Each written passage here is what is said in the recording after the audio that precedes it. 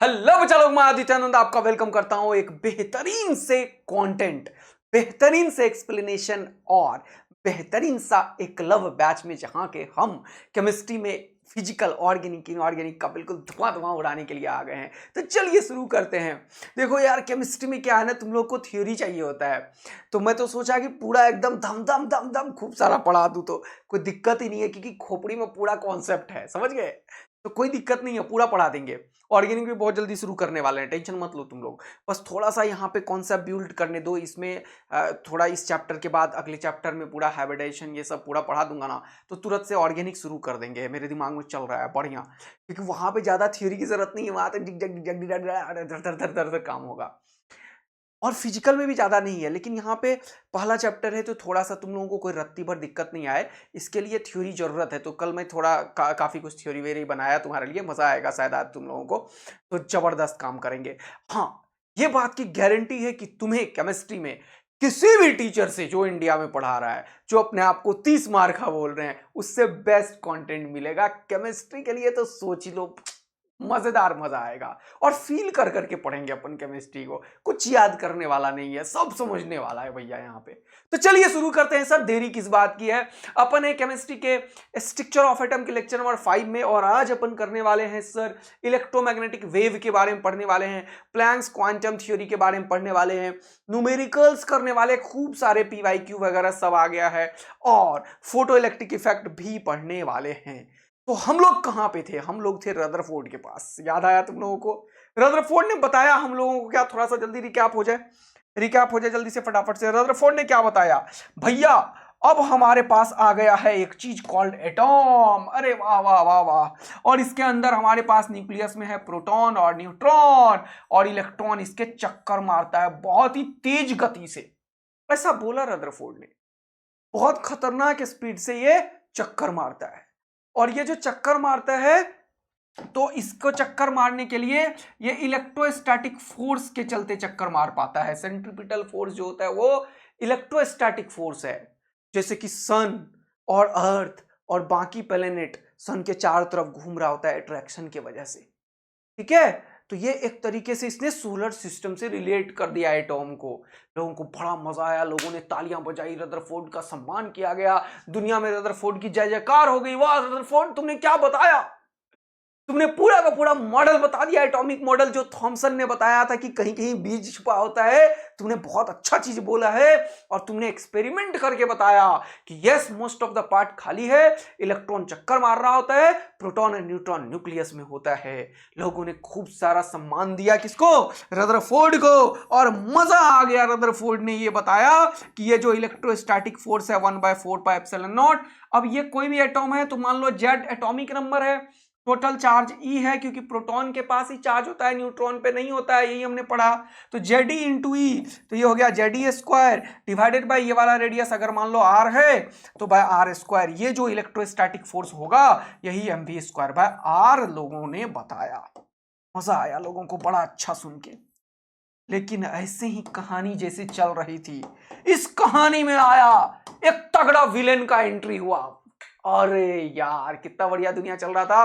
Chemistry की दुनिया में बहुत विलेन है, जो हीरो बनने आते हैं उसके साथ एक विलेन। भैया ये कुछ बताया, जैसे कि पहले थॉमसन, थॉमसन को निपटाया इसने, किसने? रदरफोर्ड ने। अब रदरफोर्ड को निपटाने आ गया मैक्सवेल। बोला रुको रुको रुको रुको रुको, ठंड रखो ठंड रखो ठंड रखो।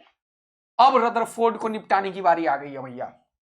तो आ गया कौन? मैक्सवेल। कौन आ गया? मैक्सवेल। मैक्सवेल बोला रुको रुको रुको, मैंने कुछ पता किया है अभी। दुनिया वालों ने बोला क्या पता किया मैक्सवेल तूने? बोला रदरफोर्ड ने क्या बोला कि इलेक्ट्रॉन में ये न्यूक्लियस के चारों तरफ घूमता है। बोला हाँ। बोला हो गया, निपट गया रदरफोर्ड। बोला हमने अभी देखा है क्या, एक्सेलरेटिंग चार्ज पार्टिकल। ध्यान से सुनना, accelerating charge particle, accelerating charge particle radiates. अरे बाप रे बाप, यहीं से हो गया भैया रदरफोर्ड को निपटाने की बारी शुरू। बोला रेडिएट्स ये क्या होता है? और उस टाइम पे बहुत, उससे पहले लोगों ने दो चीज का पता किया था। एक बोल्ट्जमैन बड़ा तगड़ा मैथमेटिशियन था, उसने ब्लैक बॉडी का एक ग्राफ बना दिया था। खतरनाक मैथमेटिशियन बोल्ट्जमैन। ये ब्लैक बॉडी का जो रेडिएशंस था, ब्लैक बॉडी रेडिएशन उस जमाने में एक ऐसा चीज था, मतलब साक्षात ईश्वर था जिसे कोई डिस्क्राइब ही नहीं कर पा रहा था। ब्लैक बॉडी रेडिएशन और हाइड्रोजन स्पेक्ट्रम इतना बड़ा प्रॉब्लम साइंटिस्ट के लिए हो गया था कि उसका एक्सप्लेनेशन ही नहीं था उस टाइम पे लोगों के पास। और हाइड्रोजन स्पेक्ट्रम मिल चुका था उससे पहले। और ब्लैक बॉडी रेडिएशन में बोल्ट्जमैन ने खतरनाक चीज बता दिया था दुनिया वालों को, आएंगे वहां पे, टर्न रखो। तो ये दो चीज, ब्लैक बॉडी रेडिएशन और दूसरा हाइड्रोजन स्पेक्ट्रा, ये ऑलरेडी माथा का सरदर्द बना हुआ था, साइंटिस्ट समझ ही नहीं पा रहा था वो क्या चीज निकल के आ गया भैया। और उसके बीच में आ गया मैक्सवेल। और उस टाइम पे हीट वेव भी एक बहुत बड़ा प्रॉब्लम था, वेव्स ही प्रॉब्लम था एक, लोग वेव्स को समझ नहीं पा रहे थे ये है क्या। तो मैक्सवेल आके बोला एक्चुअल में जो रेडिएशंस हैं ये इलेक्ट्रोमैग्नेटिक वेव्स होता है। और जब इसने बताया दुनिया वालों को कि ये रेडिएशन इलेक्ट्रोमैग्नेटिक वेव्स है, तो लोगों ने बोला अरे वाह वाह वाह मैक्सवेल, तूने खतरनाक चीज बताया दुनिया वालों को। और इसने बोला एक्सेलरेटिंग चार्ज पार्टिकल रेडिएट्स। ये जो रदरफोर्ड बोल रहा है ना कि सन और अर्थ के बीच में जैसे अट्रैक्शन होता है, चारों तरफ चक्कर मारता है, वैसे ही इलेक्ट्रॉन न्यूक्लियस के चारों तरफ चक्कर मारेगा, ये गलत बात है। सन के पास मास है और अर्थ के पास मास है, ये मासिव बॉडी के बीच में ग्रेविटेशनल अट्रैक्शन है जिसके चलते चक्कर मारता है। लेकिन चक्कर मारने के टाइम पे इसका जो वेलोसिटी है, भले वेलोसिटी कांस्टेंट हो, भले वेलोसिटी स्पीड कांस्टेंट हो, बट v का जो डायरेक्शन है, इसका जो डायरेक्शन है वो चेंज हो रहा है। डायरेक्शन क्या हो रहा है? चेंज हो रहा है। और डायरेक्शन जब चेंज होता है किसी चीज का तो वो एक्सेलरेशन हो जाता है। एक्सेलरेशन का डेफिनेशन क्या है? Change in velocity by time interval. Speed भले कांस्टेंट हो लेकिन डायरेक्शन क्योंकि चेंज हो रहा है, अभी इधर है डायरेक्शन, अभी इधर है डायरेक्शन, अभी इधर है डायरेक्शन, अभी इधर है direction, because of the change in the direction of this speed the velocity will change. If velocity will change, there must be acceleration on the electron. उन्होंने बोला हाँ सही बात है, क्या ये इलेक्ट्रॉन एक्सेलरेटिंग चार्ज है? मैक्सवेल ने पूछा था रदरफोर्ड से। रदरफोर्ड ने बोला हाँ भैया, क्योंकि ये सर्कुलर पाथ पे है और अगर ये एक्सेलरेटिंग नहीं है, वेलोसिटी नहीं है तो भी निपटेगा, अभी रुको तो रदरफोर्ड ने बोला हाँ ये एक्सेलरेटिंग चार्ज पार्टिकल है। तो मैक्सवेल ने बोला भैया अगर ये चार्ज है इलेक्ट्रॉन और ये एक्सेलरेटिंग चार्ज पार्टिकल है तो ये इलेक्ट्रॉन तेरा ऐसे नहीं रहेगा, ये इलेक्ट्रॉन रेडिएट्स करेगा। रेडिएट्स करेगा मतलब ये इलेक्ट्रोमैग्नेटिक वेव निकालना शुरू कर देगा। अरे बाप रे बाप। और ये जो रेडिएशन करेगा इस वेव का पास एनर्जी है, अभी हम पढ़ने वाले हैं क्या, इलेक्ट्रोमैग्नेटिक वेव्स के पास क्या एनर्जी है। तो ये इसके पास जो भी एनर्जी है उसमें से कुछ एनर्जी निकाल दिया तो इसका एनर्जी कम हो जाएगा। लोगों ने बोला बात तो सही बोल रहा है ये मैक्सवेल वाला। तो अगर ये एनर्जी कम होगा तो क्या होगा, ये इलेक्ट्रॉन क्या करेगा, पहले तेरा इलेक्ट्रॉन घूमना शुरू किया था, देखो देखो देखो देखो देखो, पहले तेरा इलेक्ट्रॉन घूमना शुरू किया। अब अगर ये न्यूक्लियस है तेरा, मान ली ये न्यूक्लियस है और न्यूक्लियस में प्रोटॉन और न्यूट्रॉन है, ऑल्दो प्रोटॉन ही काम का है, पी और एन दोनों है मान लो, और ये जो इलेक्ट्रॉन है वो घूमना शुरू किया, मान लो यहां से घूमना शुरू किया, तो इस बार जैसे ही घूमा एक्सेलरेट किया, एक्सेलरेट किया तो रेडिएशन किया, तो ये अपने पाथ को कम करता हुआ चला जाएगा। फिर से रेडिएट किया, हाँ, तो उस पाथ पे नहीं घूम पाएगा जिस पाथ पे ये इलेक्ट्रॉन पहले घूम रहा था। किसने बोला? मैक्सवेल ने बोला। लोगों ने बोला सही बोल रहा है, सही बोल रहा है, बिल्कुल लड़का मैक्सवेल बिल्कुल सही बोल रहा है, क्योंकि ये एक्सेलरेटिंग चार्ज पार्टिकल रेडिएट कर रहा है, ये तो बोल ही रहा है मैक्सवेल। अभी मैं बताने वाला हूं भैया कि ये रेडिएशन करता है और रेडिएशन कर रहा है तो एनर्जी निपटा रहा होगा। तो इस तरीके से अगर एनर्जी निपटा रहा होगा तो ये जो इलेक्ट्रॉन है वो इस तरीके से एक सर्कुलर पाथ पे नहीं बल्कि स्पाइरल पाथ पे जाएगा और एक टाइम आएगा जब ये निपटते निपटते निपटते निपटते निपटते पूरा निपट जाएगा। सीआरटी बोलता है कि इस स्पाइरल पाथ को पूरा का पूरा कवर करने में 10 का पावर -8 सेकेंड की आवश्यकता है। यानी कि 10 का पावर 8 सेकेंड में कोई भी जो एटॉम का कंस्ट्रक्शन जो रदरफोर्ड ने बोला वो निपट जाएगा। और ये दुनिया, ये मैटर किस चीज से बना हुआ था? इसी एटॉम से, बोलो। और वो एटॉम किससे बना हुआ है? ये इलेक्ट्रॉन प्रोटॉन न्यूट्रॉन से। जब रदरफोर्ड को ये बात बताया गया भैया तेरे अकॉर्डिंग तो तूने स्टेबिलिटी ऑफ ये जो एटॉम है क्या वो स्टेबल है या अनस्टेबल है, धक्का लगा तगड़ा किसको, रदरफोर्ड को, क्योंकि रदरफोर्ड ने स्टेबिलिटी ऑफ एटम को बताने में असफलता प्राप्त कर ली। स्टेबिलिटी ऑफ एटम को ये बता ही नहीं पाया। कौन नहीं बता पाया दोस्त, कौन नहीं बता पाया? स्टेबिलिटी ऑफ एटम को ये डिस्क्राइब ही नहीं कर पाया। कौन कौन जल्दी बताओ? रदरफोर्ड। मैक्सवेल ने इसको हटा दिया भैया। मैक्सवेल आया और इसको निपटाया, बोला तेरा मॉडल जो है कुछ न कुछ प्रॉब्लम क्रिएट कर रहा है। अब लोगों ने बोला, मॉडर्न लोग आए वहां पे जमाने में, बोला सुनो ये न्यूक्लियस है, बोला हाँ न्यूक्लियस है, प्रोटॉन है, न्यूट्रॉन है, यहां पे इलेक्ट्रॉन है, बोला हाँ। क्या ऐसा नहीं हो सकता है कि इलेक्ट्रॉन चक्कर ना मार के एक ही जगह पड़ा रहे? बोला पड़ा रहेगा तो और निपट जाएगा। बोला कैसे? ये सब एनसीईआरटी का लाइन सुना रहा हूं मैं तुम्हें। बोला कैसे? बोला इसके बीच में इलेक्ट्रोस्टैटिक अट्रैक्शन होगा, तो अगर ये रुका रहा तो सीधा गिर जाएगा, खुपाच, तब तो वैसे ही निपट जाएगा। तो ना ही ये तो या ना ही ये एट रेस्ट रह सकता है इलेक्ट्रॉन, और ना ही तेरे अकॉर्डिंग ये मूव कर सकता है इलेक्ट्रॉन। यानी कि तेरा जो मॉडल है वो स्टेबिलिटी ऑफ एटम को बनाने में असमर्थ है, इनकैपेबल है, राइट? तो रदरफोर्ड ने जो बताया था उसके बेसिस पे स्टेबिलिटी ऑफ एटम को ये डिस्क्राइब नहीं कर पाया। तो ये क्या कर पाया? डजंट डिस्क्राइब, डजंट डिस्क्राइब, ये डिस्क्राइब ही नहीं कर पाया किसे? स्टेबिलिटी ऑफ एटम को। तो ये मॉडल फ्लॉप करता हुआ लोगों को दिखने लगा। तब आया खतरनाक the bore, the great bore. Bore ने सबको दिमाग में रखा और सारे लोगों का हर एक चीज पहले सेट करके रखा था बोर। और बोर ने बताया मैं बताऊंगा कि ये इलेक्ट्रॉन कैसे घूमेगा, मैं बताऊंगा। वो जो हाइड्रोजन स्पेक्ट्रम वाला बला था ना, वो भी इसने डिस्क्राइब कर दिया डिस्क्रीट ऑर्बिट देके। तो वो आएंगे बोर पे। पहले ये बात तो तुम्हें समझ में आ गया कि अभी तक जो रदरफोर्ड की वाहवाही हम लूट रहे थे और ये जो काम कर रहा था वो रदरफोर्ड अब निपटाया। किसने निपटाया? मैक्सवेल आके इसने बोला कि ये इलेक्ट्रोमैग्नेटिक रेडिएशन करेगा तो ये पाथ स्पाइरल होगा, इसका मतलब इस इलेक्ट्रॉन को इसके एटॉम तक जाने में 10⁻⁸ सेकंड लगेगा, यानी कि नैनो सेकंड के अंदर ये दुनिया तहस-नहस हो जाएगी, एकदम से सिकुड़ जाएगी, खत्म हो जाएगी, जितने भी एटॉम्स है वो सब निपट जाएंगे। क्या ऐसा हो रहा है रदरफोर्ड? रदरफोर्ड ने हाथ जोड़ ली दुनिया लोगों के, साइंटिस्टों के सामने में, भैया मुझे माफ करो, जो दे दिया नोबेल प्राइज वापस लेना है क्या? तो बोला नहीं नहीं नहीं कोई बात नहीं है, रखो नोबेल प्राइज, तुमने कुछ तो बताया, अब हम सोचेंगे आगे। फिर आए बोर्ड और बोर्ड ने तहस नहस कर दिया सबको, बोला मेरे पास है सब चीज का आंसर, बताऊंगा बड़ा। आज भी बोर्ड्स ने पोस्टुलेट्स दिया। सोचो बोर्ड्स का जो भी थ्योरी है उसका प्रूफ नहीं है, इसीलिए हम पढ़ेंगे बोर्ड्स पोस्टुलेट्स। पोस्टुलेट्स क्या होता है सर? एक ऐसा चीज जिसका मैथमेटिकल प्रूफ ना हो, लेकिन उसने जो जो चीज बोला उसको कोई अभी तक, जैसे जैसे रदरफोर्ड को मैक्सवेल ने निपटाया, वैसे बोर को निपटाने वाला अभी तक कोई आया नहीं है। समझ में आया कि नहीं आया? ये तो बोर भी निपटेगा, इसीलिए आज तक सबसे महान द ग्रेट बोर है। समझ में आया कि नहीं आया? तो बोर ही देवता है अभी एटॉमिक, ये मॉडर्न फिजिक्स का। तो बोर ने बताया जो जो वो पोस्टुलेट्स है, उसका कोई प्रूफ नहीं है, लेकिन वो सेट किया वहां से यहां से वहां से वहां। उसने रदरफोर्ड का भी कुछ चीज को सही बोल दिया, उसने मतलब सब कुछ सेट कर दिया। बताऊंगा कैसे किया, लेकिन सबसे पहले अभी हम क्या पढ़ने वाले हैं सर?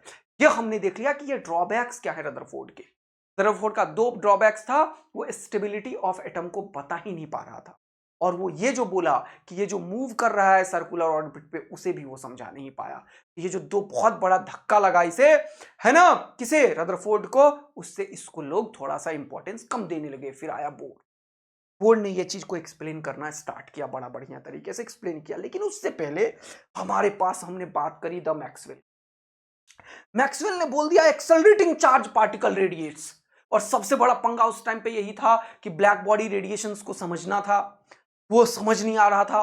फिर इसमें मैक्सवेल ने बोला कि हाँ रेडिएशन होता है, रेडिएशन इलेक्ट्रोमैग्नेटिक होता है। तो सारी की सारी दुनिया पड़ गई इसके पीछे, क्या है ये इलेक्ट्रोमैग्नेटिक रेडिएशन? तो एनसीईआरटी वाला ने सबसे पहले तुम्हें पढ़ाने की कोशिश करी है, क्या क्या क्या क्या क्या सर? Planks quantum theory? नहीं नहीं। Photo electric fact? नहीं नहीं नहीं नहीं नहीं। सबसे पहले एनसीईआरटी में क्या है? Electromagnetic wave and radiant energy. Energy और मैटर बड़ा ही फैसिनेटिंग हुआ करता था साइंटिस्ट के लिए उस टाइम पे। ये जो वेव है इसको अब हम समझेंगे इसमें क्या क्या है। तो इलेक्ट्रोमैग्नेटिक वेव जो है ईएम वेव, ये दो तरीके का वेव है, एक है इलेक्ट्रिक वेव और दूसरा है मैग्नेटिक वेव। पहला इंपॉर्टेंट बात ये क्या है, इलेक्ट्रिक वेव, और दूसरा क्या है, मैग्नेटिक वेव। क्योंकि ये वेव है, क्योंकि ये वेव है तो ये ऐसे सांप की तरह चल रहा है। बोलो हाँ है ना। यहां पे दो वेव है तो ये दोनों वेव कैसे हैं, ये दोनों वेव एक दूसरे के परपेंडिकुलर हैं। ये दोनों वेव कैसे हैं, ये इलेक्ट्रिक फील्ड और मैग्नेटिक फील्ड एक दूसरे के ऊपर परपेंडिकुलर हैं। आज लोगों को पता चल चुका है, लेकिन उस टाइम पे ये चीज नहीं पता था। बात समझ में आया। ये प्लैंक्स क्वांटम थ्योरी से निकल के आया, जो कि ऊपर पढ़ेंगे, लेकिन अभी हमें इलेक्ट्रोमैग्नेटिक वेव के बारे में समझना है। अभी जैसे कि मान लो तुम चलते हो, या तुम जैसे साउंड सुनते हो, अभी मेरी आवाज तुम सुन रहे हो, साउंड ऐसे रख दो और माइक लगा दो तो आवाज निकलेगी, कानों में आएगा। तो इसके लिए यहां पे मीडियम चाहिए होता है। इस मीडियम के अंदर इलास्टिक प्रॉपर्टीज है और इनर्शिया प्रॉपर्टीज है, जिसके चलते हमें सुनाई देता है। साउंड वेव को मीडियम की आवश्यकता होती है, बट इस इलेक्ट्रोमैग्नेटिक वेव को, ये जो इलेक्ट्रोमैग्नेटिक वेव है, इसको कोई भी मीडियम की आवश्यकता नहीं है। अरे वाह वाह वाह, क्या बात है सर। इसको कोई भी वेव की आवश्यकता नहीं है। इधर से इधर गया, ये देखो, ये देखो, यहाँ पे एक्स वाई जेड तीन वेव है, ठीक है। ये देखो, अगर इधर इधर की तरफ प्रोपोगेशन है, मान लो, सुनना ध्यान से, तो मान लो ये इलेक्ट्रिक वेव है, मान लो ये इलेक्ट्रिक वेव है, कलर चेंज करो, कलर चेंज करो, कलर चेंज करो। मान लो ये इलेक्ट्रिक वेव है, यहां से हमने बना दिया इलेक्ट्रिक वेव। ओके सर, बहुत बढ़िया, बहुत सुंदर, बहुत मजेदार।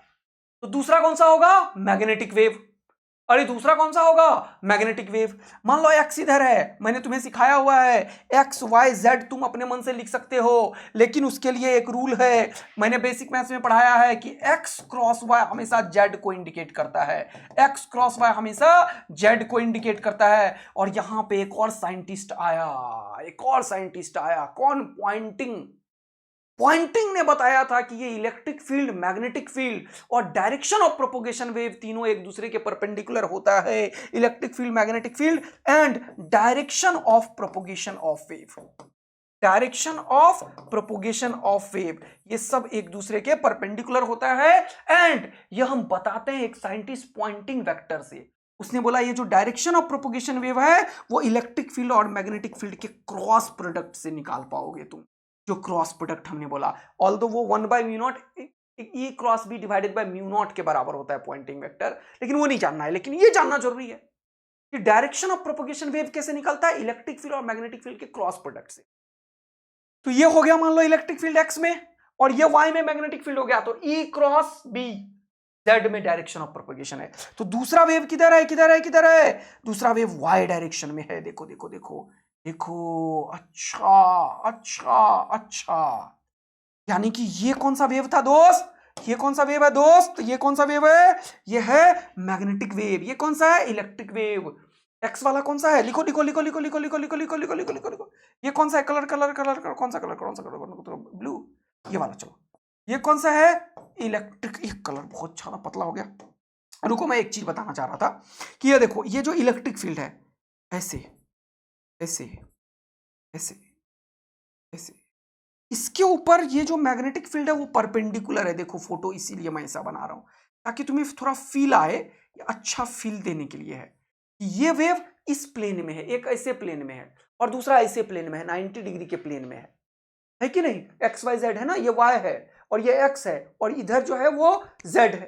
तो इधर एक वेव इस हाथ में चल रहा है, ऐसे ऐसे ऐसे ऐसे सांप की तरफ, दूसरा वेव ऐसे ऐसे ऐसे ऐसे ऐसे ऐसे चल रहा है इधर, और दोनों सेम फेज में है। फेज का मतलब होता है एंगल, यानी कि एक ही इंस्टेंट पे ये दोनों वेव अपने मैक्सिमा को जाता है, अपने मिनिमा को जाता है एक ही पॉइंट पे। लेकिन एक इस ऐसे ऐसे जा रहा है तो दूसरा ऐसे ऐसे जा रहा है। आया बात समझ में। तो एक ऊपर जा रहा है और एक देखो, दोनों ऊपर जाएगा, एक इधर जाएगा दूसरा इधर जाएगा, लेकिन दोनों एक ही टाइम पे जाएगा, टुकाक एकदम 90 डिग्री पे है, ध्यान से देखो एकदम, और दोनों एकदम से मिनिमम आएगा, लेकिन वो चल भी रहा है वेव, तो दोनों अपने मैक्सिमम पे गया, दोनों अपने मिनिमम पे आया, और दोनों इस तरीके से भाग भी रहा होता है। आया बात समझ में। तो यहां से हमें पता चला कि ये दोनों अपने मैक्सिमम पे, दोनों अपने मिनिमम पे, लेकिन दोनों नाच भी रहा है, नाच भी रहा है, नाच भी रहा है।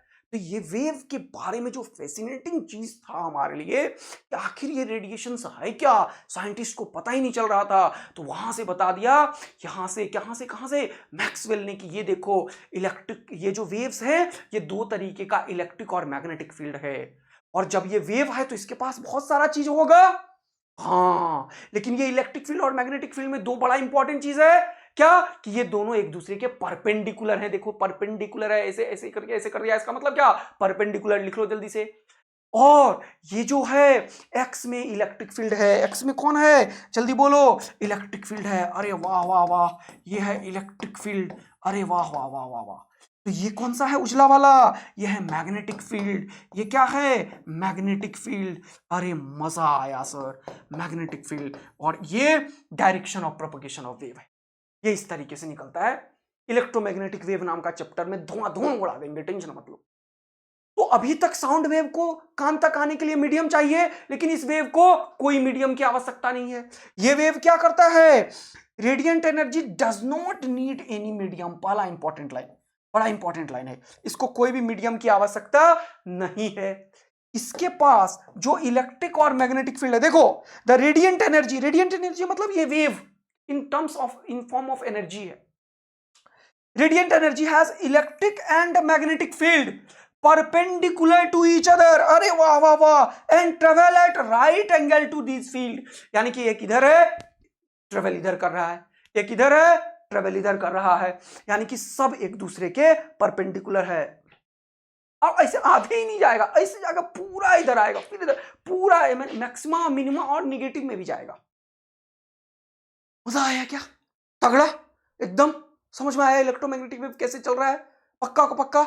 चलिए कल इसमें एनिमेशंस वगैरह भी दिखाएंगे, थोड़ा सा पहले अभी थ्योरी डेवलप करते हैं, क्वेश्चंस करेंगे जल्दी से तुरंत। अब आइए, अब बोला था अपर मोस्ट पॉइंट। अब ये जो वेव है, देखो ध्यान से, अब वेव है तो वेव का कुछ कुछ प्रॉपर्टीज होगा। हाँ सर, बड़ा बढ़िया, बड़ा सुंदर, बड़ा मजेदार, दमकदार, चमकदार। इधर देखो, ये वेव है तो वेव का कुछ प्रॉपर्टीज होगा, बड़ा सुंदर सर, बड़ा बंदर, बढ़िया बढ़िया बढ़िया, बहुत बढ़िया। इधर देखो, ये वेव है तो ऐसे वेव है, ये वेव का दो क्रेस्ट और ट्रफ है। इधर देखो, ये क्या है, ऊपर वाले को क्या बोलते हैं, इसको पीक पॉइंट बोलते हैं, इन दोनों के बीच के इसको बोलते हैं क्रेस्ट। यह है क्रेस्ट, यह है क्रेस्ट, और यह है ट्रफ, और यह है ट्रफ। नीचे नीचे वाले को बोलते हैं ट्रफ, और ऊपर वाले को बोलते हैं क्रेस्ट। क्या बोलते हैं, क्रेस्ट। देखो जल्दी से, यहां पे देखो, ट्रफ, ठीक है। तो ये जो ट्रफ है और ये जो क्रेस्ट है, यहां पे देखो, तो ये मीन पोजीशन से कितना ऊपर गया और कितने नीचे आया, इसको बोलते हैं एम्पलीट्यूड। और ये क्रेस्ट और क्रेस्ट के बीच का दूरी, या ट्रफ और ट्रफ के बीच का दूरी, इसको क्या बोलते हैं, वेवलेंथ। तो यहां पे ये जो वेव, ये दो कंसेक्यूटिव, ये मैक्सिमा को बोलते हैं क्रेस्ट। देखो, the upper most point of the wave is called crest and the lower most point is called trough. क्या बोलते हैं, ट्रफ, ठीक है। तो ये जो है, ये इनके बीच की दूरी को क्या बोलते हैं, वेवलेंथ। तो अब कोई भी वेव है तो इसके पास बहुत सारा चीज है, कौन कौन सा, एक वेवलेंथ है, एक फ्रीक्वेंसी है, एक क्या है, जल्दी से बताओ, इसका स्पीड है, किससे ये मूव करेगा। तो ये जो इलेक्ट्रोमैग्नेटिक वेव है, ये स्पीड ऑफ लाइट से मूव करता है। ये किससे मूव करता है, स्पीड ऑफ लाइट से। ये किससे मूव करता है, स्पीड ऑफ लाइट से। ये किसने बताया, ये किसने बताया ये स्पीड ऑफ लाइट से मूव करेगा, ये बताया प्लैंक्स क्वांटम थ्योरी ने, अभी पढ़ने वाले हैं। इसका जो स्पीड होता है, ये जो वेव जो जा रहा है, इसका स्पीड क्या है, जल्दी से बताओ। इसका स्पीड है c, जो किसके बराबर है, 3 × 10⁸ मीटर पर सेकेंड। याद रखना, इसी को दुनिया बोलती है 3 लाख किलोमीटर पर सेकेंड। तो ये जो वेव है वो 3 × 10⁸ मीटर पर सेकेंड से ट्रेवल करती है। बहुत बढ़िया। अब लोगों को मिला रेडिएशंस।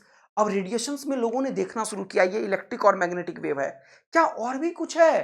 तो ये इलेक्ट्रिक और मैग्नेटिक वेव बहुत तरीके के वेव को मिक्स होके बना हुआ है, जिसमें से गामा रेज है, अल्ट्रावायलेट रेज है, विजिबल लाइट का जो 7 का 7 कलर है हमारे, प्लस विवजियोर का, violet, indigo, orange, red, yellow, ये सारा कलर्स है उसमें। फिर रेडियो वेव्स हैं, फिर एफएम रेडियो भी है, एएम रेडियो भी है, फिर लॉन्ग रेडियो वेव्स भी हैं। यानी कि ये जो रेडिएशंस हैं, ये कॉम्बिनेशन है मल्टीपल वेव्स का, और उस सारे वेव को हमने फ्रीक्वेंसी और वेवलेंथ के टर्म में अरेंज कर दिया, और उस अरेंजमेंट को हमने नाम दिया है स्पेक्ट्रम। हमने क्या नाम दिया? Spectrum. One of the most important चीज पढ़ा रहा हूं अभी। बच्चों को स्पेक्ट्रम याद नहीं होता, अभी देखो तुम्हें यूं याद करवा दूंगा, मैं यूं याद करवा दूंगा। तो हमें समझ में आया सर इस वेव के बहुत सारे प्रॉपर्टीज होंगे। एक होगा वेवलेंथ, इसका डेफिनेशन सीखेंगे। एक होगा फ्रीक्वेंसी, इसका डेफिनेशन सीखेंगे। एक होगा क्या, जल्दी से बताओ, वेवलेंथ, फ्रीक्वेंसी, वेव नंबर, उसको पढ़ेंगे।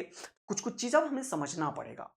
और ये वेव का जो इक्वेशन होता है वो क्या होता है? वेव इक्वेशन वो होता है y is equal to A sine के X minus omega T plus five, या फिर यहां पे ये भी हो सकता है y is equal to A sine omega T minus K X plus five, या फिर ये वो वेव है जो लेफ्ट से राइट चलता है। अच्छा, ये आप पढ़ाओगे क्या? ये फिजिक्स में है, एक चैप्टर ही है इलेक्ट्रोमैग्नेटिक वेव, तो मैं ही फिजिक्स पढ़ाता हूं, पता है ना तुम लोगों को, तो इसीलिए इतना खतरनाक पढ़ा दूंगा मैं। तो ये वेव ऐसा है जो लेफ्ट से राइट जाएगा, और इसी में जब प्लस लिख दोगे तो ये राइट से, ये वेव जैसा ऐसा है कि लेफ्ट से राइट जाने वाला वेव है। और एक वेव होता है राइट से लेफ्ट जाने वाला, उसमें यहाँ पे माइनस के बदले प्लस होता है।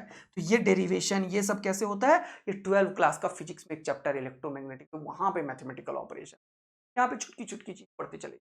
अच्छा, तो अब आया क्या, कुछ इंपॉर्टेंट टर्म्स, कुछ इंपॉर्टेंट टर्म्स। तो चलो इसको मैं क्या करता हूं, सम ऑफ द टर्म्स। ओके, इसको हटाओ, इस इंग्लिश को हटा दो जल्दी से।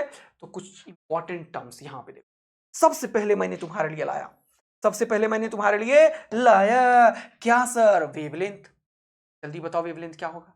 फिर लाया क्या? अरे इसको थोड़ा सा ऐसे करो, सीधा करो, और कॉपी करके एकदम खूब 5 यहां पे कर दो। फिर यहाँ पे देखो फ्रीक्वेंसी लाया, फिर तुम्हारे लिए यहाँ पे कॉपी करो, फिर तुम्हारे लिए क्या लाया? Time period. फिर तुम्हारे लिए क्या लाया? Velocity of the wave. फिर तुम्हारे क्या लाया? एम्पलीट्यूड लाया। फिर इसको कॉपी करके फिर तुम्हारे लिए लाया इलेक्ट्रोमैग्नेटिक स्पेक्ट्रम। जल्दी से इन सबको पढ़ो। वेवलेंथ क्या होता है? It is defined as the distance between two nearest crest और ट्रफ। ऐसा नहीं है। अच्छा, ये किताबी भाषा वाला लैंग्वेज है। ये कोई वेव है, हाँ सर, तो वेव का दो कंसेक्यूटिव क्रेस्ट और ट्रफ के बीच की दूरी को ही वेवलेंथ बोलते हैं क्या? ऐसा नहीं है। देखो, कोई भी दो पॉइंट जिसका कि हर एक चीज सेम हो, जैसे इसने तो बोला कि इन दोनों के बीच की दूरी को बोल दो वेवलेंथ, इन दोनों के बीच की दूरी को वेवलेंथ। लेकिन देखो, यहां से शुरू हुआ, एक कंप्लीट वेव को समझो। जब भी मैं बोलूं एक वेव, तो क्या मतलब है उसका? जहां से चला टक टक टक टक टक टक टक टक टक टक टक, इसको कंप्लीट किया, इसको हम टाइम पीरियड भी बोलते हैं। क्या बोलते हैं दोस्त? One time period. यानी कि ये एक कंप्लीट वेव है। अगर मैं बोलूं एक वेव, इसमें कितने वेव है? तो तुम बोलोगे टक टक टक टक टक एक वेव, टक टक टक टक दो वेव। इसको मैं जान के हटा रहा हूं तुम्हारे लिए, ताकि तुम समझो इसमें नंबर ऑफ वेव की काउंटिंग मैं कर रहा हूं। दो वेव है इसमें। मैं पूछूं कितने वेव है? दो वेव है। जहां से शुरू किया वहीं पे आया एक वेव, ये दो वेव। आया मजा तुम्हें? तो इस तरीके से ये वेव ट्रेन है, इसका नाम है वेव ट्रेन। ट्रेन क्यों? क्योंकि ट्रेन में नहीं बॉगी पे बॉगी लगा रहता है, चलता ही जाता है, चलता ही चलता है, वैसे ही ये चलता जाएगा अनंत काल तक, ये कहीं नहीं रुकता है। ये वेव ट्रेन है। ऐसे सांप बना दो पानी में, तो ये वेव ट्रेन है। तो ये मैंने जान के यहां पे स्टॉप किया तुम्हें समझाने के लिए कि ये दो वेव है, एक वेव यहां से, एक वेव। कोई भी जो वेव है ऐसा, इसके किसी भी दो पॉइंट के बीच का डिस्टेंस हमेशा सेम होता है। वो पॉइंट जो सेम फ्रीक्वेंसी हो, सेम सेम सेम पार्टिकल के पोजीशन पे हो। जैसे यहां पे इसको y से इंडिकेट करता हूं मैं, इसको लिखता हूं y। समझो ध्यान से, बड़ा इंपॉर्टेंट चीज सब सिखा रहा हूं, समझो समझो। इसको बोलूं वो y, तो ये पार्टिकल का पोजीशन 0 है। ओके, इसका फ्रीक्वेंसी यहां पे है, टाइम पीरियड सेम है, सब कुछ सेम है। यहां से स्टार्ट किया तो देखो फिर से यहां से यहां, ये दूरी भी लैम्डा ही होता है। अच्छा, जैसे यहां पे देखो, यहां पे यहां पे यहां पे ये क्या है? थोड़ा सा ऊपर जाके है, आते आते आते थोड़ा सा ऊपर, ये दूरी भी लैम्डा ही होगा। ऐसा क्या? हाँ, ये तो मजेदार बताया सर आपने। यस, दो कंसेक्यूटिव ट्रफ, क्रेस्ट और ट्रफ तो बताता है दुनिया वाला, लेकिन कोई भी दो पॉइंट जो सेम फेज में हो, सेम फ्रीक्वेंसी पे हो, और सेम पोजीशन हो पार्टिकल का, वो हमेशा उन दोनों के बीच का दूरी हमेशा लैम्डा ही। ज्ञान के लिए बता दिया, लिख लेना नोट करके उधर। तो इन दोनों के बीच का दूरी भी लैम्डा ही होगा, इन दोनों के बीच का दूरी भी लैम्डा ही होगा, इन दोनों के बीच का दूरी भी लैम्डा ही होगा, इन दोनों के बीच का दूरी भी लैम्डा ही होगा, इन दोनों के बीच का दूरी भी लैम्डा होगा, इन दोनों के बीच का दूरी भी लैम्डा होगा, इन दोनों के बीच का दूरी भी लैम्डा ही होगा। ये नीचे जा रहा है और यहां से नीचे जाना शुरू किया, यहां से लैम्डा ही होगा। अरे सर बहुत बढ़िया। वेव नंबर क्या होता है? ये जो हमने वेवलेंथ निकाला, इसका रेशिप्रोकल को हम बोलते हैं वेव नंबर। ठीक है बेटा। तो reciprocal, it is the reciprocal of the wavelength. तो वेव नंबर क्या होगा? Reciprocal of the wavelength. एकदम ध्यान रखोगे। यूनिट देखो, वेवलेंथ को कैसे मेजर करोगे? तो ये लेंथ है, तो लेंथ के मेजर करने के लिए क्या यूज करते हो? मेजर इसका इसका मेजरमेंट क्या होगा? या तो इसको मीटर में यूज करोगे, या फिर सेंटीमीटर में यूज करोगे, या फिर माइक्रोमीटर में भी यूज हो सकता है, हाँ, नैनोमीटर में भी यूज हो सकता है, हाँ, या फिर माइक्रोमीटर में भी यूज हो सकता है, हाँ, क्यों नहीं, या फिर एंगस्ट्रम में भी यूज होता है। देखो, इसमें से कुछ भी यूज हो सकता है। अब तुम्हें देखो, सेंटीमीटर तुम्हें पता है, मीटर पता है तुम्हें, नैनोमीटर तुम्हें नहीं पता। तो ये 10 का पावर -9 मीटर को नैनोमीटर बोलते हैं। मजा आया जीवन का? ये माइक्रो 10 का पावर -6 मीटर को माइक्रो, और एंगस्ट्रम 10 का पावर -10 मीटर। एंगस्ट्रम ये होता है, याद रखना, ये माइक्रो होता है, ये नैनो होता है। सेंटीमीटर पता भी है या निपटे पड़े हो? 10 का पावर -2, और ये तो 1 मीटर 1 मीटर ही है। तो इन सब में इसको लेंथ है तो ऐसा यूज करोगे, और इसका उल्टा है तो इसका यूनिट क्या होगा? इसका -1 सेंटीमीटर इनवर्स होगा, मीटर इनवर्स होगा, माइक्रोमीटर इनवर्स होगा, एंगस्ट्रम इनवर्स होगा, और क्या होगा सर? बहुत बढ़िया बात है, it is measured in terms of inverse inverse inverse. तो तुम्हें ये वेव नंबर याद रखना, 1/λ, वेव नंबर 1/λ, वेव नंबर 1/λ। बहुत सुंदर सर। आगे, फ्रीक्वेंसी क्या होता है? 1 सेकेंड में कितनी बार ऑसिलेट करता है कि नहीं? जैसे कि ऐसे रस्सी पकड़ के जिम में जाते हो ना, ऐसे करते हो, तो वो ऐसे ऐसे सांप बनाता रहता है ना, वो वेव ही बना रहा है। 1 सेकेंड में कितनी बार टिक टिक टिक टिक टिक करता है, उसी को बोलते हैं अपन फ्रीक्वेंसी। ये क्या है? Number of oscillation per second. यहां पे देखो, देखो, frequency of the wave is defined as the number of wave which passes through a point in 1 second. 1 सेकेंड में एक पॉइंट से कितनी बार वो पास किया, मतलब वेव ट्रेन है तो भागता जा रहा है, और इसको ऐसे भी बोलते हैं नंबर ऑफ ऑसिलेशंस पर सेकेंड। इसको यूनिट क्या है इसका? हर्ट्ज। इसको डिनोट किस चीज से करते हैं? ऐसे न्यू। इसको क्या पढ़ते हैं? न्यू। देखो, NU, न्यू।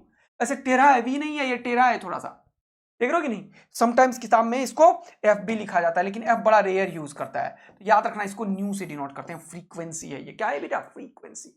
टाइम पीरियड क्या है? जितनी देर में वैल्यू रिपीट करे, यहां से यहां तक एक टाइम पीरियड, यहां से यहां तक एक टाइम पीरियड। टाइम पीरियड क्या होता है? जितनी देर में ये एक सेम चीज को रिपीट करे। तो time taken by the wave to pass through 1 point, यानी कि एक वेव, देखो ध्यान से, ये वेव था, मैंने क्या बताया? वेव ये है, इस पूरा वेव को पास करवाना है तुम्हें। तो यहां से वेव चलना शुरू किया, तो टिक टिक टिक टिक टिक टिक टिक टिक टिक टिक, फिर से यहीं पे आएगा, तभी तो पास करेगा। और ये होता है minimum time interval in which wave repeats it's value. ये दूसरा डेफिनेशन है। यही वैल्यू कितनी देर बाद रिपीट किया यहां पे, तो ये एक टाइम पीरियड है। तो minimum time interval in which waves repeats it's value is called time period. ये भी लिख लेना, लिख लेते जाओ, ये सब लिखते जाओ। अब देखो, जो बच्चा नोट से पढ़ता है उसको ये सब चीज मिस कर देगा जो मैं क्लास में पढ़ा रहा हूं, है कि नहीं? देख रहे हो ना कुछ मिस करता है बच्चा, इसलिए classroom teaching is very very important. तो ये टाइम पीरियड भी समझ में आया। Velocity, velocity of the wave is defined as the distance covered by the wave in 1 second. और वेव जो इलेक्ट्रोमैग्नेटिक वेव है, तो वेव मतलब हमारे लिए क्या है? Electromagnetic wave. इलेक्ट्रोमैग्नेटिक वेव जो है वो किस स्पीड से चल रहा है, जल्दी से बताओ? ये स्पीड ऑफ लाइट से चलता है, 3 × 10⁸ मीटर पर सेकेंड से। और हम क्या मानते हैं कि ये जो स्पीड है वो कांस्टेंट है, लेकिन याद रखना अलग अलग मीडियम में स्पीड चेंज होता है। हम क्या बोल रहे हैं कि अभी कोई मीडियम नहीं है, स्पेस है, तब स्पीड ये है इलेक्ट्रोमैग्नेटिक वेव का। अगर इसी वेव को मैं पानी में लेके चला जाऊं तो इसका स्पीड जो होगा वो डिफरेंट चेंज करने लगता है। फ्रीक्वेंसी सिर्फ कांस्टेंट रहता है, लेकिन अभी जो हमारा वेव है उसे हम मान क्या रहे हैं? इलेक्ट्रोमैग्नेटिक वेव जो है वो 3 × 10⁸ मीटर पर सेकेंड से चल रहा है, तब मैं बोलता हूं C इज कांस्टेंट। अदरवाइज हमेशा C कांस्टेंट नहीं होता। एक बड़ा इंपॉर्टेंट बात मैं बोल रहा हूं, फ्रीक्वेंसी कांस्टेंट होता है। फ्रीक्वेंसी वेव का किसी भी मीडियम में कांस्टेंट रहता है। सुनना ध्यान से, frequency is always constant in any medium. तो चेंज करता है क्या? Wave length and speed. Different different medium में, जैसे पानी में स्पीड चेंज कर देगा, वेवलेंथ चेंज हो जाएगा। लेकिन अभी मैं क्या बोल रहा हूं? अभी मैंने क्या बोला कि वेव का स्पीड हमने बोला है कि ये 3 × 10⁸, यानी कि इलेक्ट्रोमैग्नेटिक वेव जो है वो इसी स्पीड से ट्रेवल करता है 3 × 10⁸ में। और इन जनरल किसी वेव की बात मैं कर रहा हूं, वहां पे फ्रीक्वेंसी हमेशा कांस्टेंट रहेगा, बट फ्रीक्वेंसी कांस्टेंट रहेगा, वेवलेंथ और स्पीड चेंज होता है। लेकिन इलेक्ट्रोमैग्नेटिक वेव का स्पीड जो है वो क्या है, सी, हमेशा कांस्टेंट है, वो 3 × 10⁸ मीटर पर सेकेंड से ही चलेगा। एक रिलेशन है, क्या वो देखो, फ्रीक्वेंसी जो है, फ्रीक्वेंसी उसका रिलेशन है wave speed of light and wavelength में। ये एकदम इसको याद कर लो तो अभी तुरंत जल्दी से। फ्रीक्वेंसी का रिलेशन है c/λ। इसके ऊपर डायरेक्ट क्वेश्चन आया हुआ है कम से कम 10 बार भैया, नीट में, जेईई मेन में 10 बार इसी फॉर्मूले से। हाँ, frequency c/λ, frequency c/λ, frequency c/λ। अब इसको यूनिट एंड डायमेंशन से मैं याद करवा देता हूं, देखो कैसे। ये क्या है, मीटर पर सेकेंड। अरे ये क्या है भैया, मीटर पर सेकेंड। स्पीडवा है तो इसका यूनिट क्या होगा, मीटर पर सेकेंड। देखो मीटर नीचे सेकेंड, इसी को ऐसे भी पढ़ते हो, मीटर सेकेंड इनवर्स। तो स्पीडवा क्या होगा, मीटर में क्या मेजर करते हो, लैम्डवा को, लैम्डवा मीटर में। और ये क्या है, फ्रीक्वेंसी। फ्रीक्वेंसी क्या होता है, जल्दी बता, number of oscillation per second, hertz. इसको यूनिट, इसका यूनिट जानते हो क्या है, सेकेंड इनवर्स। सेकेंड इनवर्स याद रखना, यह है सेकेंड इनवर्स। फ्रीक्वेंसी क्या है, सेकेंड इनवर्स। तो ये क्या है, सेकेंड इनवर्स। तो यहां पे हो गया c = lambda into new. New क्या है, सेकेंड इनवर्स। देखो क्या, मीटर पर सेकेंड, मीटर पर सेकेंड मिल गया। अरे वाह सर, ये तो और आसान है। स्पीड है ना भैया, स्पीड मीटर पर सेकेंड हुआ। तो या तो मेरी तरह याद रखो, मैं ये ऐसे याद रखता हूं यार। फ्रीक्वेंसी जो है, फ्रीक्वेंसी किसी भी वेव का कांस्टेंट होता है, स्पीड चेंज होता है, वेवलेंथ चेंज होता है, मैं ऐसे याद रखता हूं। तो फ्रीक्वेंसी = c/λ, तेरे को ऐसे याद रखना, तू ऐसे याद रख। सी क्या है, स्पीड, ये क्या है, लैम्डा वेवलेंथ, ये क्या है, फ्रीक्वेंसी। ओके सर, लेकिन ईएम वेव का स्पीड हमेशा कांस्टेंट है। ईएम वेव का स्पीड हमेशा कांस्टेंट है, और वो कितने से चलता है, 3 × 10⁸ मीटर पर सेकेंड से। बोलो मस्त वाला, मजा आ रहा है क्या। कहानी को आगे बढ़ा, ये सब चीज सीखने के बाद हम सीखे हैं एम्पलीट्यूड। एम्पलीट्यूड क्या होता है, इन दोनों के बीच की दूरी, ये जो क्रस्ट और ट्रफ है, इनके बीच की दूरी को हम बोलते हैं एम्पलीट्यूड दोस्त। इसको क्या बोलते हैं, एम्पलीट्यूड। ये जो मिनिमम से मैक्सिमम तक गया, ये एम्पलीट्यूड है, ठीक है। और इसको भी बोलते हैं एम्पलीट्यूड। एम्पलीट्यूड ये है, इन दोनों के बीच की दूरी है, ये एम्पलीट्यूड है। यानी कि ओरिजिन से मैक्सिमम तक कितना गया, उसको बोलते हैं एम्पलीट्यूड। मैक्सिमम से नीचे तक कितना है, वो होता है एम्पलीट्यूड। यानी कि ये और ये हमेशा बराबर होता है वेव का। तो देखो एम्पलीट्यूड क्या है, जल्दी से फटाफट से। The amplitude of a wave is defined as the height of the crest और डेप्थ ऑफ द ट्रफ। यही बताया मैंने तुम्हें कि ये कितना ऊपर तक जाएगा और कितना नीचे तक जाएगा, इसी को क्या बोलते हैं, एम्पलीट्यूड। ये है एम्पलीट्यूड या फिर ये है एम्पलीट्यूड। बोलो मजा आ गया क्या जीवन का, जीवन का मजा मिल रहा है सर, इसको क्या बोलोगे, एम्पलीट्यूड। ठीक है दोस्तों, यहां से यहां तक ये एम्पलीट्यूड है, यहां से यहां तक ये एम्पलीट्यूड। ओके, इसको जनरली कैपिटल ए या स्मॉल ए से डिनोट करते हैं, या तो कैपिटल ए से डिनोट करते हैं या स्मॉल ए से। तो एम्पलीट्यूड भी लेंथ में मेजर हो रहा है, तो इसका भी यूनिट मीटर होगा या सेंटीमीटर होगा, कुछ भी होगा। ओके सर, बहुत बढ़िया। अब आया जिसका हमें था इंतजार, इलेक्ट्रोमैग्नेटिक स्पेक्ट्रम। हमने क्या किया, ये जो रेडिएशन मिला, इसमें बहुत तरीके का वेव निकला, गामा रेज निकला, अल्ट्रावायलेट निकला, भाई साहब लाइन से एक्सरेज निकला। एक्सरेज क्या होता है भाई, एक्सरेज, अरे पता है तुम्हें, जब इसका एक्सरेज क्या किया, फोटोग्राफिक प्लेट में इफेक्ट करने लगा, तो एक्सरेज कुछ पता ही नहीं था लोगों को ये कौन सा वेव आया। तो जैसे मैथ्स में नहीं बोलते हो लेट इट बी एक्स, वैसे ही लोगों ने बोला चलो क्या है ये, इफेक्ट कर रहा है, पता नहीं चल रहा है, मान लो ये एक्स है। अच्छा, इसीलिए नाम इसका एक्सरे। हाँ भाई, हाथी का एक्सरे नहीं करा तो हाँ हाँ खांसने लगते हो तो, अरे चेस्ट का एक्सरे करो जल्दी से, देखो कहीं कुछ टीवी ना हो जाए, है ना, हड्डी टूट गया हड्डी का, तो वो एक्सरेज, वही एक्सरेज की बात कर रहा हूँ। तो ये जो इलेक्ट्रोमैग्नेटिक स्पेक्ट्रम है, इसको हमने क्या किया, हमने इतने वेव मुझे मिले, सब लोगों को मिला, साइंटिस्ट को मिला, तुम्हें मिला, मुझे मिला, इसको हमने अरेंज किया। किस ऑर्डर में, एनर्जी के ऑर्डर में, मतलब फ्रीक्वेंसी के ऑर्डर में और वेवलेंथ के ऑर्डर में। तो हमने इसके लिए पूरा का पूरा पैटर्न बना दिया, जिसको हमने नाम दिया स्पेक्ट्रम। तो स्पेक्ट्रम क्या होता है, सिंपल अरेंजमेंट है। तो क्या है स्पेक्ट्रम, देखो, the arrangement obtained by the arranging various types of EM waves. ये वेरियस टाइप्स कौन कौन से हैं जरा से देखो, ये वेरियस टाइप्स कौन कौन से हैं जरा से देखो, नीचे नीचे लिखता हूं, मजा आएगा तुम्हें। ये जो मैंने लिखा वेरियस टाइप्स, ये वेरियस टाइप्स कौन कौन से हैं, ये है एक्सरे, ये है सबसे पहले गामा रेस, ठीक है, उसके बाद है एक्सरेज, अरे वाह वाह बहुत मजा आ रहा है सर, उसके बाद अल्ट्रावायलेट रेस, अरे वाह वाह, फिर वही विजिबल 7 का 7 कलर। अच्छा, ये याद करवा रहे हो क्या, देखो ना अभी तक चीज याद करवाता हूं। ये वेरियस टाइप इतने सारे हैं, गामा रेज है, एक्सरेज है, अल्ट्रावायलेट है, विजिबल है, उसके बाद एफएम और एएम रेडियो वेव्स है, ठीक है, ठीक है, ठीक है। इसके बीच में एक चीज छूट गया, इंफ्रारेड छूट गया, इंफ्रारेड है, समझ में आया? ठीक है। फिर एक और चीज है, माइक्रोवेव भी है। दो चीज छोड़ दिया था क्या मैंने? इतना बड़ा गलती कैसे कर सकता हूं मैं? थोड़ा पैटर्न याद करने में समय लग रहा है, मनी मन याद कर रहा हूं, समझ रहे हो ना? हाँ मैं समझ गया बेटा, तुम तो बड़ा तेज हो ना। तो ये देखो, पहले याद देखो, GXUV, यहां पे इंफ्रारेड है, फिर माइक्रोवेव है, उसके बाद क्या है, उसके बाद FM रेडियो वेव है, फिर AM रेडियो वेव है, फिर लॉन्ग रेडियो वेव है। याद कैसे होगा सर, बड़ा जटिल चीज है ये तो। ये जो various types of electromagnetic wave है, इसको हमने अरेंज कर दिया in order of increasing frequency और डिक्रीजिंग वेवलेंथ। ऐसा कैसे सर? क्योंकि अब देखो मजा आएगा तुम्हें, तगड़ा मजा दे रहा हूं यहां पे। इसका ऑपरेशन क्यों ना कर दिया जाए, थोड़ा सा कर दिया जाए ऑपरेशन। चलो ऑपरेशन करते हैं। फॉर्मूला हमने बताया अभी तुरंत तुम्हें, क्या बताया जल्दी बताओ? C, ये क्या है? मीटर पर सेकेंड। यहां क्या होगा? Lambda into frequency. अब देखो इसको, देखो इसको, लैम्डा को देखो, तो लैम्डा क्या लिखोगे? C by nu. हाँ सर बहुत बढ़िया। C कांस्टेंट है, अगर C कांस्टेंट है, C क्या है? कांस्टेंट है, तो lambda is inversely proportional to 1 by nu. अब देखो ये इनवर्सली प्रोपोर्शनल, इसका मतलब क्या कि अगर ये देखो, ये यहां पे देखो C कांस्टेंट है, तो अगर फ्रीक्वेंसी को तुम घटाओगे तो लैम्डा ऑटोमेटिक बढ़ेगा, और अगर फ्रीक्वेंसी को बढ़ाओगे तो लैम्डा ऑटोमेटिक घटेगा, क्योंकि इन दोनों का प्रोडक्ट ये चीज है। बात आया कि नहीं समझ में? ये दोनों एक दूसरे का इनवर्सली प्रोपोर्शनल है, तो एक बढ़ेगा तो दूसरा घटेगा, दूसरा बढ़ेगा पहला घटेगा। इसका ग्राफ कैसा होगा? रेक्टेंगुलर हाइपरबोलिक कर्व होगा। ये कैसा ग्राफ होगा जल्दी से बताओ? लैम्डा वर्सेस न्यू का ग्राफ कैसा होगा? रेक्टेंगुलर हाइपरबोलिक होगा। मजा आया तुम लोगों को? बहुत अच्छा लगा, सुंदर लगा, अच्छा लगा। जल्दी देखो अब एक और ग्राफ देखो। इसे देखो, तुमने क्या सीखा है यहाँ पे? 1 बाय लैम्डा के वर्सेस पे ग्राफ आ जाए, अगर 1 बाय लैम्डा पे C कांस्टेंट मान रहे हैं, ध्यान रखना C चेंज नहीं हो रहा है हमारे लिए।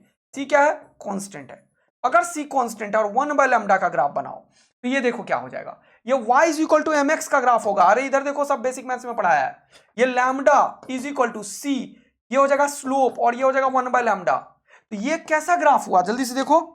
पगला गया आदित्यानंद, पूरा पगला गया है। इधर देखो, इधर देखो, इधर देखो, आदित्यानंद पूरा पगला गया। अबे इधर देख जल्दी से, लैम्डा क्या है? C इंटू 1 बाय न्यू है बेटे, 1 बाय न्यू है, C into 1 by nu frequency है। ठीक है, तो 1 बाय लैम्डा का ग्राफ बनाना चाहते हो तो ये भी बना दूंगा, लोड नहीं लो ज्यादा, ये भी बना सकता हूं, लेकिन फिलहाल मैं फ्रीक्वेंसी का ग्राफ बना रहा हूं। ठीक है दोस्त, 1 बाय न्यू का, तो ये हो जाएगा y is equal to m, ये स्लोप है, और ये क्या है? x के बेसिस पर अगर फ्रीक्वेंसी डाल दूं और y पे अगर मैं लैम्डा डाल दूं, तो ये कैसा ग्राफ होगा? y is equal to mx कैसा ग्राफ होता है? स्ट्रेट लाइन ग्राफ होता है। कैसा होता है? स्ट्रेट लाइन, और passing through origin. Straight line होता है लेकिन ऑरिजिन से पास करता है। ऐसा कैसे बोल रहे हो सर आप? क्योंकि y इंटरसेप्ट 0 है। ये सब कहां पढ़ाया था सर आपने? बेसिक मैथ्स, जाके पढ़ जल्दी से। फिजिक्स में नहीं, केमिस्ट्री में भी यूज कर देंगे उसको। ठीक है दोस्त, तो मजा आ रहा है तुम लोगों को जबरदस्त, तो फटाक से एकदम सब्सक्राइब वाला बटन दबा दे, और कमेंट्स और ये सब तो कर ही देना यार, तभी मुझे एनर्जी मिलता है केमिस्ट्री के लिए। तो मैं बता रहा हूँ, मैं ऐसा केमिस्ट्री पढ़ाऊंगा ना जिस तुम्हें तक भेंट नहीं हुआ है, गारंटी बता रहा हूँ। मुझे केमिस्ट्री इतना फील आता है ना, मुझे तो यार सारा याद हो जाता है, लिटरली बता रहा हूँ, लिटरली। ऑर्गेनिक हो, इनऑर्गेनिक हो, फिजिकल हो, सब फील आने लगता है यार, दिमाग के आगे घूमने लगता है। समझ आया कि नहीं आया? तुम्हें दिमाग के आगे घुमा दूंगा। फिजिक्स तो तगड़ा है, केमिस्ट्री पढ़ने का नजरिया चेंज कर दूंगा मैं। बस तुम लोग ध्यानपूर्वक इधर देखो, मजा दिला दूंगा मैं। अब ये देखो, y इज इक्वल टू क्या होगा? mx। ये m क्या होता है? इसको बोलती है दुनिया स्लोप। स्लोप क्या होता है? tan theta. अब देखो, अगर ये एंगल थीटा है, तो इसका जो tan थीटा होगा ना, वो स्पीड ऑफ लाइट के बराबर हो जाएगा। इस पे प्रैक्टिकल क्वेश्चन पूछ सकता है कोई। देखो वो क्या क्या बता दिया मैंने, बहुत बढ़िया सर ऑपरेशन कर डाला आपने। अब आपने क्या किया? आपने अभी बताया मुझे कि ये वेवलेंथ, देखो देखो देखो देखो देखो देखो, देखो वेवलेंथ और ये frequency, speed of light constant है। अगर वेवलेंथ घटेगा तो फ्रीक्वेंसी बढ़ेगा, अगर फ्रीक्वेंसी घटेगा तो वेवलेंथ बढ़ेगा। इसीलिए मैंने लिखा यहां पे कि arrangement obtained by arranging various types of electromagnetic wave. Various type क्या है? Gamma rays, X rays, ultraviolet, infrared, microwave, FM radio, long radio wave, यही सबको बोलते हैं various type of wave of their increasing frequency. या तो frequency को increase करा ले बेटा तू, या तुम्हें वेवलेंथ को डिक्रीज कराना पड़ेगा। बोलो मजा आया क्यों लिखा हुआ है ये? मजा आया क्यों लिखा हुआ ये? क्योंकि ये दोनों एक दूसरे के इनवर्सली प्रोपोर्शनल है। क्योंकि अभी तुरंत बताया हमने फ्रीक्वेंसी जो होता है वो सी बाय लैम्डा होता है। बहुत मजेदार सर। इसी को क्या बोलते हैं? EM spectrum, electromagnetic spectrum. अब देखो ये एनसीईआरटी का फोटो है इलेक्ट्रोमैग्नेटिक स्पेक्ट्रम का। मैं तुम्हें याद करवा देता हूं। देखो वही है ना जो मैंने बताया, गामा, एक्सरेज, अल्ट्रावायलेट, यहाँ पे इंफ्रारेड, माइक्रोवेव, एफएम, एएम, इसी को रेडियो वेव्स बोलते हैं, फिर लॉन्ग रेडियो वेव। ये याद हो गया? मान ले तू याद हो गया, तेरे को टेंशन मत ले, तेरे को मान लेना तू याद हो गया। इधर देखो ये लिखा था gamma rays, X-ray, ultraviolet, visible red, visible को इसने नहीं लिखा, इंफ्रारेड, माइक्रोवेव। तो मैंने इसको याद कराने का तरीका ढूंढ रखा है तगड़ा वाला। और अब देखना कितने क्वेश्चन करवा देता हूं। देखो आजकल तुम लोग यंग जनरेशन हो, है ना, बचवा हो या बचवी हो, कार तो बहुत पसंद है तुम लोगों को, और कार भी नहीं, बड़ी कार एक्सयूवी चाहिए तुम लोगों को। तो मार्केट में क्या हुआ कि एक्सयूवी का होर बन गया और सबने एक्सयूवी बनाना शुरू कर दिया। बड़ी बड़ी गाड़ियां आ गई, लेकिन एक एक्सयूवी गलती से बन गया जिसका नाम है जी एक्सयूवी। अच्छा क्या नाम है? जी एक्स यूवी। अच्छा जी एक्स, अच्छा वी को यहां पे ऐसे लिखो, जी एक्स यूवी गलती से बनाइए। जी एक्स यूवी बना मार्केट में, जी एक्स यूवी बन गया, ठीक है, गलती से बना। इसका मतलब इन मिस्टेक, इन मिस्टेक। टेलीविजन और एफएम रेडियो है ये, टेलीविजन लिख देता हूं, टेलीविजन। हो गया, सारा याद हो गया। देखो जी एक्स यूवी बना मार्केट में, इन मिस्टेक, गलती से बन गया। याद हो गया तुम लोगों को? तो अभी क्या हो गया सर? ये तो मजा दिला दिया आपने। तो यहां से जी फॉर गामा, इसीलिए इसको ऐसे लिखते हैं क्या? हाँ, गामा को कैसे लिखते हैं जल्दी बता? ऐसे लिखते हैं, ऐसे गामा, फिर एक्सरेज, फिर अल्ट्रावायलेट, फिर विजिबल, वो साथ का साथ कलर दिखेगा, कलर रंगीन है, यहां से दिखेगा तुम्हें। अच्छा इसके बाद जल्दी बताओ, इंफ्रारेड, फिर बताओ माइक्रोवेव, फिर television and FM radio wave है ये हो गया FM radio wave, am radio wave, यानी कि ये दोनों क्या है? रेडियो वेव्स हैं। ये क्या है? रेडियो वेव्स है, रेडियो वेव्स है। और यहां पे long radio wave, long radio wave. बोलो मजा आ गया क्या?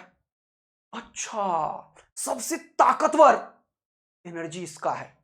तो अभी मैं तुम्हें प्लांक्स क्वांटम थ्योरी के अकॉर्डिंग पढ़ाने वाला हूं तुरंत कि ये वेव का ना एनर्जी, वेव का जो एनर्जी होता है वो फ्रीक्वेंसी के प्रोपोर्शनल है। अभी पढ़ाऊंगा, energy is proportional to frequency. इसका फ्रीक्वेंसी सबसे ज्यादा होगा। और अभी मैं बताऊंगा ये energy inversely proportional to wavelength है। तो जिसका फ्रीक्वेंसी ज्यादा होगा उसका वेवलेंथ कम होगा। इसका वेवलेंथ सबसे कम है और इसका वेवलेंथ सबसे ज्यादा है। इसीलिए देखो यह लॉन्ग रेडियो वेव का वेवलेंथ सबसे ज्यादा है। ये क्या है? लैम्डा इस तरीके से बढ़ रहा है, लैम्डा। और ये क्या है? फ्रीक्वेंसी इधर की तरफ बढ़ रहा है। तो सबसे ज्यादा एनर्जी गामा के बाद होता है, उसके बाद एक्सरेज के पास होता है, उसके बाद अल्ट्रावायलेट के पास, उसके बाद विजिबल के पास। विजिबल लाइट 400 से 700 नैनोमीटर की तरफ होता है, 400 नैनोमीटर से 700 नैनोमीटर में होता है विजिबल लाइट। फिर इंफ्रारेड, फिर माइक्रोवेव, फिर एफएम और एएम रेडियो वेव, फिर लॉन्ग रेडियो वेव। बोलो याद हो गया कि नहीं याद हो गया? जी एक्सयूवी इन मिस्टेक, बस इतना याद रखना है। फिजिक्स में कुछ और ऐड करूंगा, ठीक है? तो G for gamma, X for X rays, U for ultraviolet, V for visible, I for infrared, microwave, ये FM and AM radio wave and long radio wave. देखो याद हो गया कि नहीं? ये तुम्हें मैंने बना दिया डबल ए आर्मी।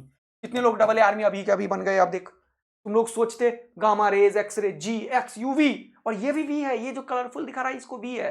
तो यूवी मैं यू ही लिखता हूं बस, ये वी है। फिर इंफ्रारेड, फिर माइक्रोवेव, फिर एफएम और एएम, ये सारे के सारे रेडियो वेव है, ये लॉन्ग रेडियो वेव है। देखो यहां पे वेवलेंथ बढ़ रहा है, यहां पे वेवलेंथ बढ़ रहा है, और यहां पे फ्रीक्वेंसी बढ़ रहा है। ये फ्रीक्वेंसी देखो, एनसीईआरटी का फोटो उठाया मैंने, एनसीईआरटी का 10 का पावर 24 है हर्ट्ज। यूनिट क्या है? हर्ट्ज। और स्टार्ट कहां हुआ? 10 का पावर 0 से। तो 0, 2, 4, 6, इसका कोई एग्जैक्ट नहीं है। थोड़ा सा बस याद रखना कि सबसे ज्यादा इधर है, सबसे कम इधर है फ्रीक्वेंसी। वेवलेंथ उल्टा होगा। कितना होगा एग्जैक्ट मैं बता सकता हूं, किसी एक का याद कर ले। 10 का पावर 24, तो ये 10 का पावर 16 कैसे आया ये भी निकाल दूंगा। और ये भी 10 का पावर 8 तक आता है, याद रखना वेवलेंथ। 10 का पावर 8 से 10 का पावर -16 तक है। और ये 10 का पावर 24 है 0 से, तो बात बराबर है। ये 0 से 24 है और ये 8 से 16 तक है। तो +8 से 0 तक 8 हो गया और इधर 16 16 8 24 ये भी हो गया, तो दोनों 24 24 ही है ऊपर नीचे। क्या याद हो गया? GXUV इन मिस्टेक ऑल टाइम, क्या बोल दिया ऑल टाइम, हमेशा तक गलती ही रह गया। याद हुआ क्या? GXUV इन मिस्टेक, और ये इन मिस्टेक का जो MI है उसके बाद T यहां से है टेलीविजन, तो टेलीविजन से याद रखना FM AM long radio waves. ठीक है, बिल्कुल याद हो गया पूरा का पूरा। तो इस पे क्वेश्चन करेंगे, देखना अभी तुरंत, दम दम दम दम दम, इसको एकदम याद रख लेना है। अभी मैं थोड़ा सा फॉर्मूला पढ़ाऊंगा एनर्जी का, और अभी मैंने तुम्हें एक चीज बोला था याद रखने के लिए। देखो जैसे तुम फ्रीक्वेंसी याद रखे यहाँ 10⁻24 हर्ट्ज है, ये अपने आप निकल जाएगा। देखो कैसे, देखो कैसे। अभी क्या पढ़ाया फॉर्मूला मैंने? अभी तुरंत बताया कि देखो फ्रीक्वेंसी हमेशा कांस्टेंट होगा, वो स्पीड ऑफ लाइट और वेवलेंथ का होगा। तुम्हें वेवलेंथ निकालना है ना, तो स्पीड ऑफ लाइट कितना है? 3 × 10⁸, ये स्पीड ऑफ लाइट है। और फ्रीक्वेंसी ये क्या है? क्या है फ्रीक्वेंसी? ये क्या है? फ्रीक्वेंसी है। फ्रीक्वेंसी कितना है? 10⁻24 हर्ज। तो हर्ज नीचे लिखो यार, ऐसे में गड़बड़ हो जाएगा। ये हर्ज नीचे लिखा जाता है, याद रखना, ऊपर में नहीं चढ़ा देते हैं। ये है 10 का पावर, जल्दी बताओ, 10 का पावर 24। तो देखो ये तो 3 ऐसे निपटा दो, तो 24 ऊपर गया तो 8 - 24 10 का पावर -16 हो गया ना, पता चल गया 10 का पावर -16। वेवलेंथ कितने में है? मीटर में है। ये किस में है? मीटर में है। देखो यही लिखा हुआ था यहाँ 10 का पावर -16, इसका यूनिट देखो किस में है? मीटर में। और ये क्या है? फ्रीक्वेंसी में है। यानी कि सर अगर हमें ये फॉर्मूला याद है तो हम तो महान आत्मा बने पड़े हैं। Yes, frequency is equal to C lambda तुम्हें याद है तो तुम बहुत ही जबरदस्त तरीके से फोड़ोगे। अब आ जाओ इधर पे, अब क्वेश्चन करो जल्दी से फटाफट से। अब क्वेश्चन करेंगे क्या? अब ये क्वेश्चन देखो एनसीईआरटी का है, देखो, और यही क्वेश्चन पूछा 2021 में नीट में भी। अभी तुरंत दिखाता हूं, करो इस क्वेश्चन को तुरंत से। देखो क्वेश्चन को करो, बोल रहा है द विविध भारतीय स्टेशन ऑल इंडिया रेडियो, सुने हो कभी? Broadcast on the frequency of 1368 kilohertz, यानी कि फ्रीक्वेंसी जो है वो कितना है? 1368 हर्ट्ज। बोला calculate the wavelength of the electromagnetic wave, क्योंकि इसने इलेक्ट्रोमैग्नेटिक वेव बोल दिया तो इसका जो स्पीड होगा वो होगा 3 × 10⁸ मीटर पर सेकेंड। बोलो हाँ है ना? ये एनसीईआरटी का क्वेश्चन है। क्या है? एनसीईआरटी सॉल्व, और तुम्हें मजा आएगा। अभी तुरंत दिखाता हूं, देखो। तो क्या बोला? वेवलेंथ। तो अभी क्या पढ़ाया मैंने? वेवलेंथ जो होगा वो C/फ्रीक्वेंसी होगा। C कितना है? 3 × 10⁸। इसको डिवाइड करो 1368 से, निकाल लो जितना आया, मुझे नहीं पता। यही क्वेश्चन अभी तुरंत आया, ये देखो जल्दी देखो, यही क्वेश्चन अभी तुरंत आया। कहां पे सर? 2021 में नीट में। मैं अरेंज कर दूंगा, टेंशन मत लो, अरेंज कर दूंगा मैं, टेंशन मत लो। पढ़ो क्वेश्चन को। बोला a particular station of all India radio new Delhi broadcast a frequency of 1368 kilo hertz. याद रखना ये किलो हर्ट्ज है, ये हर्ज नहीं है, किलो हर्ट्ज है, याद रखना। The wavelength of the electromagnetic radiation emitted by the transmitter is, देख लो 2021 में पूछा है क्वेश्चन। कुछ भी जाना है? क्या पूछा? Wavelength of electromagnetic wave. Electromagnetic wave का स्पीड लाइट की तरह चलता है 3 × 10⁸। तो पूछा क्या? वेवलेंथ। तो लैम्डा क्या होगा जल्दी बताओ? C/फ्रीक्वेंसी। अब C कितना है? 3 × 10⁸ मीटर पर सेकेंड। लेकिन ये 1368 किलो हर्ज है, तो 1368 × 10⁻³ लिखना मत भूलना। इसको सॉल्व कर लो, मैं नहीं कर रहा, कैलकुलेट करो जल्दी। कैलकुलेशन बहुत स्ट्रांग होना चाहिए। देखो कितना अंतर है, 219.3 और 219.2, ये आंसर आएगा इसका। मैंने किया था अभी कैलकुलेट, इसीलिए बोल रहा हूं। समझ आया कि नहीं आया? तो जल्दी से इसको करना, देखना सीधा क्वेश्चन आ रहा है फटाफट से। इस फॉर्मूले पे भाई भर भर के क्वेश्चन आता है, जैसे कि ये देखो, एनर्जी वाला क्वेश्चन है क्या? ये क्या है? कौन सा क्वेश्चन है? जल्दी देखो तो, ये प्लैंक्स कांस्टेंट वाला यूज। अभी रुको, एनर्जी वाला क्वेश्चन सब आ गया, रुको पहले मैं फिर से आता हूं जहां पे थे। तुम्हें समझ में आ गया? सर आपने बड़ा मस्त तरीके से बताया, GXUV इन मिस्टेक टेक यहाँ पे है, television and FM radio waves है। फ्रीक्वेंसी भी पता चल गया सर, फ्रीक्वेंसी भी पता चल गया, वेवलेंथ भी पता चल गया, फॉर्मूला भी पता चल गया सर हमें कि frequency is equal to C/λ, frequency is equal to C/λ। अब इसके ऊपर देखो भाई, ये देखो दिला रहा हूं मैं सब अरेंज कर दूंगा, टेंशन मत लो। ये भड़ भड़ के क्वेश्चन पूछता है, जैसे ये 2005 का क्वेश्चन पूछा। देखो जेईई मेन नीट में हर एक साल स्पेक्ट्रम से क्वेश्चन आता है, देख लो अभी बता दे रहा हूं। बोला λV, λX, λM represent the wavelength of visible light, X-rays and microwave. Wavelength है। बोला बताओ कौन सा ऑर्डर है, जल्दी से बताओ। मैंने क्या सिखाया तुम्हें? जी होता है गामा, याद रखना, इसमें है नहीं वैसे। तो मैंने बताया जी एक्स यूवी यूवी इन मिस्टेक। तो इनमें कौन कौन सा है देखो। अब तुम्हें पता है इसका वेवलेंथ सबसे कम होता है, ये वेवलेंथ का ऑर्डर ऐसा है, सबसे ज्यादा वेवलेंथ इसका है। तो बोला किसका, विजिबल, एक्सरेज और माइक्रोवेव। तो माइक्रोवेव का वेवलेंथ सबसे ज्यादा होगा, तो लैम्डा माइक्रोवेव का सबसे ज्यादा है। उसके बाद किसका है, विजिबल का है, देख लो विजिबल का है। उसके बाद लैम्डा विजिबल का है। और सबसे छुटकी वेवलेंथ किसका है, एक्सरेज का। बोलो मजा आया क्या तुम लोगों को सेकंडों में। देखा जी एक्स यूवी इन मिस्टेक में कितना पावर है। तो क्या हो गया, lambda M, lambda V, lambda X, यहीं पे दिख रहा है मुझे। और कहीं दिख रहा है क्या तुम्हें, लैम्डा वी पहले है, गलत हो गया। लैम्डा वी पहले गलत हो गया। लैम्डा एम पहले है, लैम्डा एक्स बीच में है, गलत हो गया। लैम्डा एक्स सबसे छोटा है। चलो अगला क्वेश्चन देखो। बोल रहा है the decreasing order of the wavelength of infrared, microwave and wavelength ultraviolet. तो तुम्हें क्या पढ़ाया अभी तुरंत मैंने, जी एक्स यूवी विजिबल यहां पे है, इन मिस्टेक ये वेवलेंथ है, ये डिक्रीजिंग ऑर्डर। सबसे ज्यादा वेवलेंथ किसका है, अल्ट्रावायलेट कहां पे, यहां पे। माइक्रोवेव कहां पे है, यहां पे। इंफ्रारेड कहां पे, यहां पे। तो सबसे ज्यादा है माइक्रो का, उसके बाद है इंफ्रा का, उसके बाद है अल्ट्रा का। देखो किधर है, सबसे पहले माइक्रो का, माइक्रो यहां पे है, यहां पे नहीं है, खत्म करो, यहां पे नहीं है, खत्म करो, माइक्रो माइक्रो यहां पे। फिर दूसरे नंबर पे इंफ्रा का, इंफ्रा यहां पे है। फिर अगले नंबर पे क्या होगा, अल्ट्रा का, अल्ट्रा का, और सबसे लास्ट में गामा का। तो ये decreasing order of wavelength, wavelength घटता हुआ है। आंसर क्या होगा, ए। बोलो 4 डालोगे क्या, 4 डालोगे, 5 डालोगे पक्का। चलो और क्वेश्चन करो एक दो जल्दी से देखो। बोल रहा है, अच्छा एनर्जी नहीं पढ़ाया अभी, ठंड रखो थोड़ा सा, एनर्जी अभी बताने वाला हूं। क्वांटम प्लैंक्स क्वांटम थ्योरी के अकॉर्डिंग एनर्जी भी पढ़ेंगे। ये देखो बोला we consider the radiation emitted by the human body which of the following. अच्छा रुको, ब्लैक बॉडी रेडिएशन पढ़ाऊंगा, रुको रुको रुको रुको। ये क्वेश्चन ब्लैक बॉडी रेडिएशन पता है, तगड़ा मजा दिलाऊंगा।